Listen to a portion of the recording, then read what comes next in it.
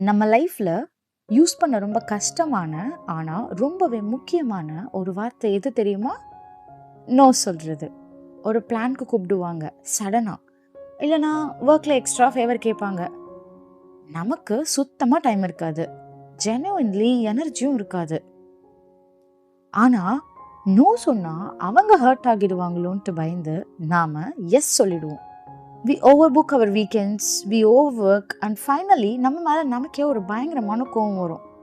நம்ம பவுண்ட்ரிஸை நாமே மதிக்கலையோ அப்படின்னு ஒரு கில்ட் வரும்.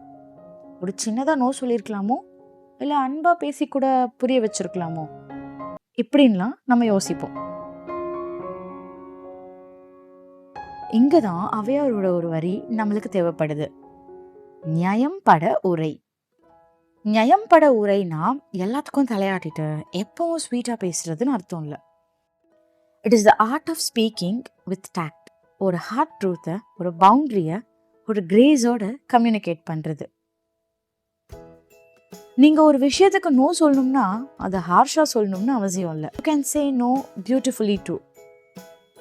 எனக்கு இதை பண்ணணுன்னு ரொம்ப ஆசையாக இருக்கு. I would love to do this now.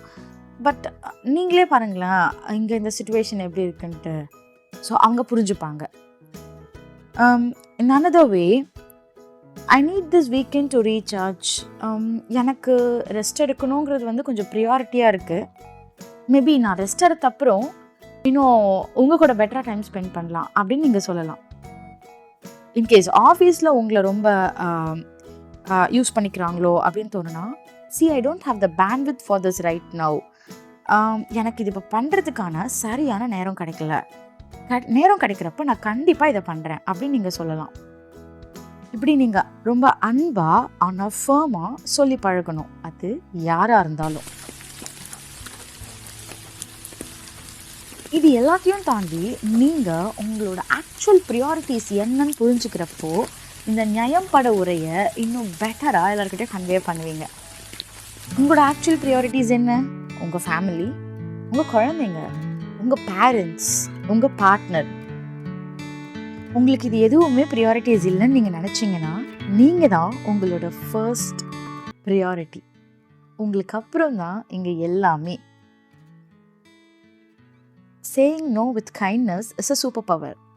அது மற்றவங்கள ஹர்ட் பண்ணாது. அண்ட் மோர் இம்பார்ட்டன்ட்லி உங்கள் பீஸை அது ப்ரொடெக்ட் பண்ணும்.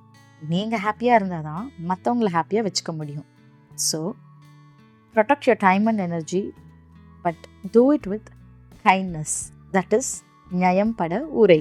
ஒரு ஜென்டிலான நோ உங்களுக்கான எஸ் ஆகட்டும். நெக்ஸ்ட் என்ன ஆத்திச்சுடி வேணும் அப்படின்னு காமெண்ட்டில் சொல்லுங்கள். until then, take care, bye. சந்தோஷமாக இருங்க, சந்தோஷமாக மட்டும் இருங்க.